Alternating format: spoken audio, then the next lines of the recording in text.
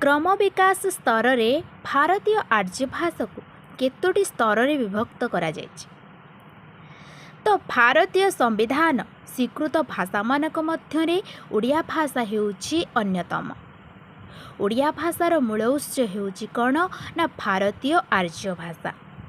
तो एही भारतीय आर्य भाषा इंडो यूरोपीय भाषा परिवार सप्तम वर्ग अंतर्गत इंडो इरानियन आर्य शाखार भारतीय आर्य उपशाखा।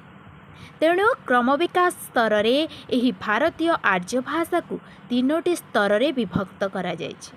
तो एहार प्रथम स्तर कौन ना प्राचीन भारतीय आर्य भाषा जहार समय सीमा होछि ख्रीष्टपूर्व 1500 रु ख्रीष्टपूर्व 500 एवं द्वितीय स्तर हेउछि मध्य भारतीय आर्य भाषा जहाँकि ख्रीष्टपूर्व 500 रु ख्रीष्टीय 1000 एवं तृतीय स्तर हेउछि आधुनिक भारतीय आर्य भाषा जहार समय सीमा हेउछि 1000 ख्रीष्टाब्द परवर्ती।